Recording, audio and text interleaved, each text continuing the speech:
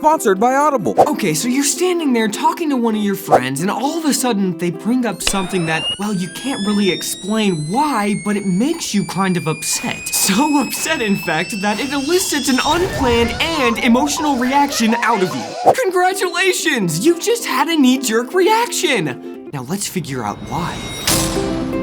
A knee-jerk reaction is when our mouths start moving before our brains finish thinking. I think of it as kind of like a defense mechanism for when we feel threatened. Like, you know how cats kind of crouch down and hiss when something scares them? Humans just reiterate their political views on Facebook over and over again. But I'm just using politics as an example. I mean, there are a ton of things that cause people to have knee-jerk reactions. Like their relationships, for example. It's really easy to feel defensive and threatened when you're talking to the people you love. Man, this has been a really fun date. I've had a great time. If only we hadn't missed the first 10 minutes of Captain America, but oh well. Well, maybe if you hadn't moved my purse, I wouldn't have had such a hard time finding it. Knee-jerk reactions happen with world issues as well. Let's say, for example, that someone says to you abortion is okay, and to deal with it because it's the woman's right to choose. Whoa, did you feel that? That was your blood pressure. Some of you just had a knee-jerk reaction. You felt threatened, didn't you? But some of you are probably out there thinking,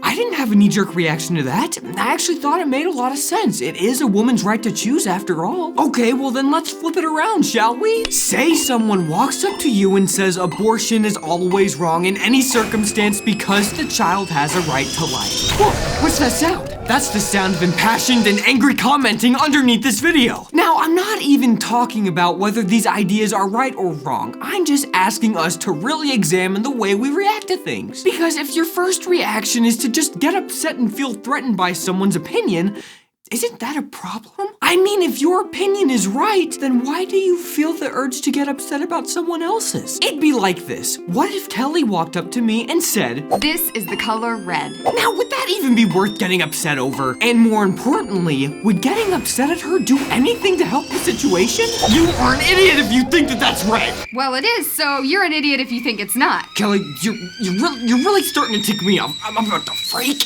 out. I mean, if someone is that wrong in your estimation, then why even get upset? Why waste your energy? You can't control them, so just ignore them. No, but you can't ignore them. Somewhere inside, some deep-seated insecurity just compels you to engage. And by engage, I mean make assumptions, name call, be filled with anger, pretty much all really constructive and productive ways to spend your time. Oh, you make me so mad! I can't believe how stupid you are! If only you understood the truth!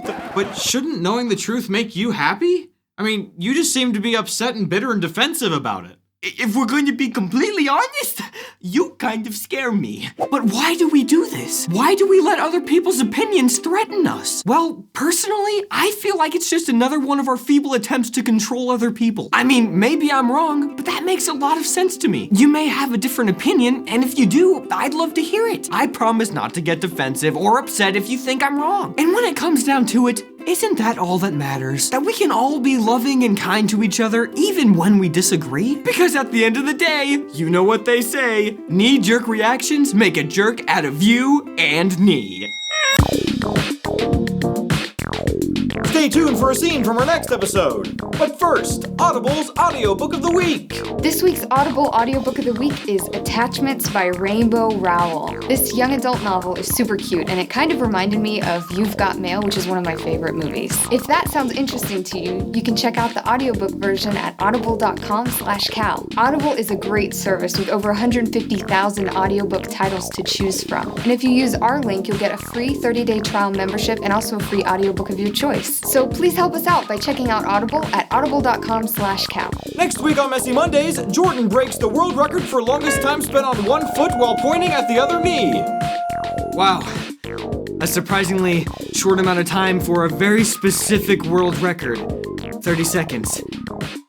Write it up, Guinness.